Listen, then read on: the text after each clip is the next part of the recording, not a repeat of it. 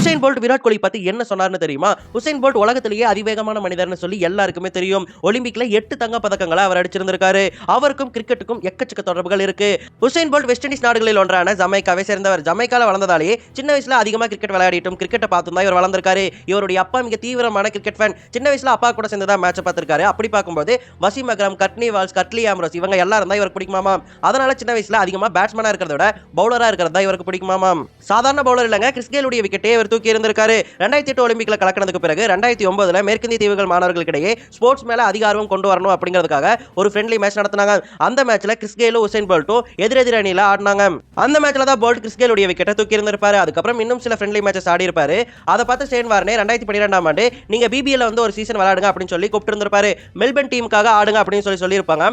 ஒப்பந்தமும் கையெழுத்திடும் அளவிற்கு போயிருக்கும். ஆனா 2012 ஒலிம்பிக்ல அவர் பங்கேற்றதால கொஞ்சமாச்சு ரெஸ்ட் அவருக்கு வேணும் இல்லையா? அந்த ரெஸ்டிங் பீரியட்ல பாத்தீங்கன்னா பிபிஎல் சீக்கிரம் ஆரம்பிச்சதால பிபிஎல் அவரால் விளையாட முடியாம போயிருச்சு. அதுக்கப்புறம் 2014 சின்னசாமி ஸ்டேடியத்துல பூமா நடத்தின ஒரு ஃப்ரெண்ட்லி மேட்ச்ல கலந்துக்கிட்டாரு.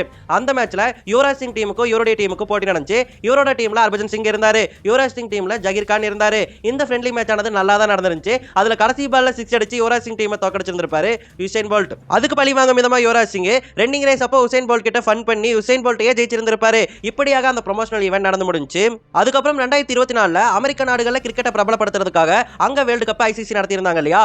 அந்த வேர்ல்டு கப்பை ப்ரொமோட் பண்ணக்கூடிய அம்பாசடரா இருந்ததே உசைன் போல்ட் தான். ஏன்னா உசைன் போல்ட் அமெரிக்கா முழுக்கவே மிகப்பெரிய புகழ்பெற்ற நபரா இருந்தாரு. அவர் தான் யுஎஸ்ஏல கிரிக்கெட்டை ப்ரமோஷன் பண்ணியிருந்தாரு. அந்த விளம்பர நிகழ்ச்சிகள்ல தான் உசைன் போல்ட் கிட்ட இந்த தலைமுறையின் சிறந்த ஆட்டக்காரர் யாரு அப்படிங்கிற கேள்வி கேட்டிருப்பாங்க.